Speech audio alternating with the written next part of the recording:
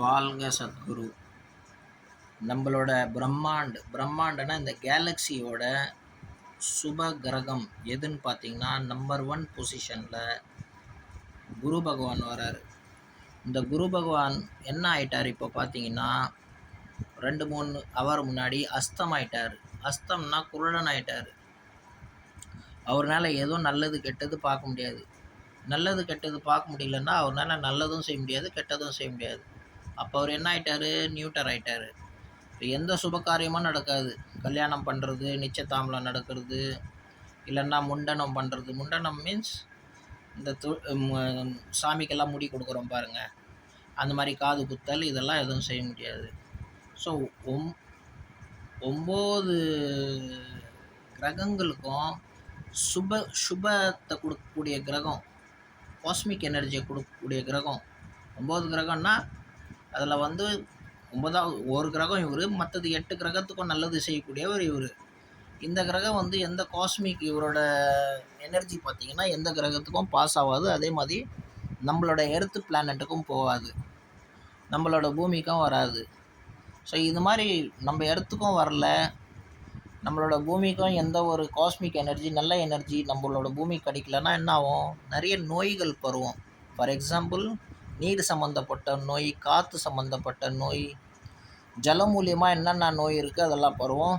எக்ஸாம்பிளுக்கு யாருக்கெல்லாம் சுவாசம் சம்மந்தப்பட்ட நோய் இருக்குது, இல்லை அலர்ஜிக்கு இருக்குது, இந்த மாதிரி பேஷண்ட், இந்த மாதிரி ஜனங்களுக்கெல்லாம் பார்த்திங்கன்னா இன்ஃபெக்ஷன் குவிக்காக நடக்கும். ஸோ இவங்கெல்லாம் ரொம்ப கேர்ஃபுல்லாக இருக்கணும். இப்போ மேஷராசிக்கு எடுத்துக்கிட்டிங்கன்னா, மேஷராசிக்கு ஹஸ்பண்ட் ஒய்ஃப்கிட்ட மிஸ் அண்டர்ஸ்டாண்டிங் வரலாம், தேவையில்லாத ப்ராப்ளம்ஸ் வரலாம், அண்ட் இவங்களோட தூக்கம் கெட்டு போகலாம். இவங்களுக்கு பார்த்திங்கன்னா இவங்களோட செய்கிற டியூட்டிஸ், அன்றாட செய்கிற வேலைகள் கெட்டு போகலாம். இவங்க செய்கிற சில விஷயங்கள் கண்காணிக்கிற, சூப்பர்வைசிங் பண்ணுற சில ஒர்க்ஸ்லாம் பார்த்திங்கன்னா அந்த மாதிரி வேலையில் பிரச்சனை வரலாம், தேவையில்லாத முடக்கம் வரலாம். ஸோ ரொம்ப ஜாகிரதையாக இருக்கணும். யார்? மேஷராசிக்காரங்க. அடுத்தபடி பார்த்திங்கன்னா ரிஷபராசி.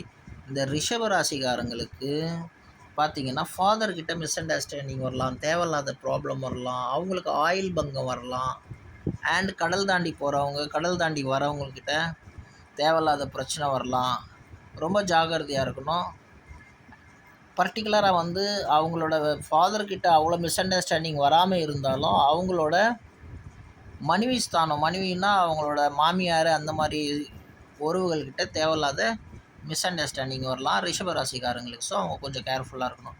மிதன ராசி பார்த்திங்கன்னா அவங்களுக்கும் அவங்களுடைய டியூட்டிஸு, சூப்பர்வைசிங் மாதிரி டியூட்டி பார்க்குறது, அண்ட் அவங்களோட ஒய்ஃபு, பார்ட்னர்ஷிப்பு, இல்லை எதனா வேலை செய்கிறாங்க, பார்ட்னர்ஷிப் பிஸ்னஸ்ஸு, இந்த மாதிரி சில ஃப்ரெண்ட்ஷிப்பில் தேவையில்லாத பிள்ளைகள் உருவாகலாம், பிரச்சனைகள் உருவாகலாம், அண்ட் அவங்களோட ஒர்க்லேயும் தேவையில்லாத அப்டிகல்ஸ் ஃபார்ம் ஆகலாம்.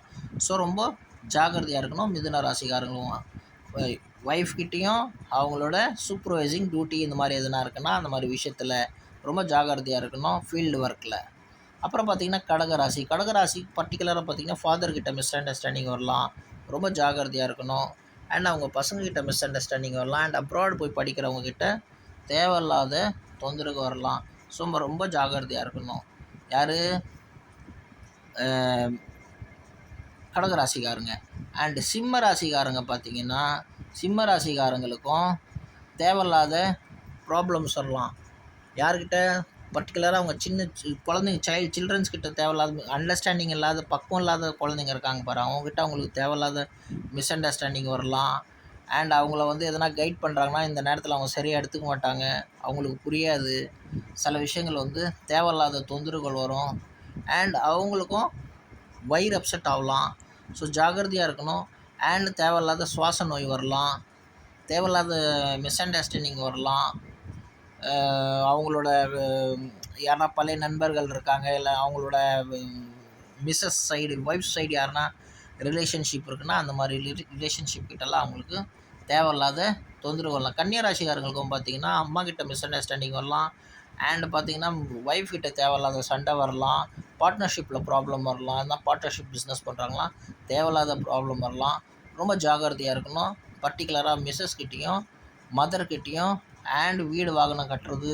ஏன்னா புது வாகனம் எதனா வெஹிக்கிள்ஸ் வாங்குறாங்கன்னா அந்த மாதிரி விஷயத்தில் வந்து ரொம்ப ஜாக்கிரதையாக இருந்து வாங்கினா, இல்லை நிறுத்தி வாங்கினா பரவாயில்ல. ஜூலை 6ஆம் தேதி இவர் வந்து நிவர்த்தி ஆகிடுவார். குரு பகவான் வந்து அந்த பிரச்சனையிலேருந்து வெளியே வந்துடுவார்.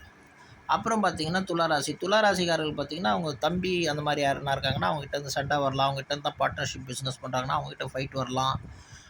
மிஸ் அண்டர்ஸ்டாண்டிங் வரலாம். நோய்கள், மறைமுகமான நோய் வரலாம்.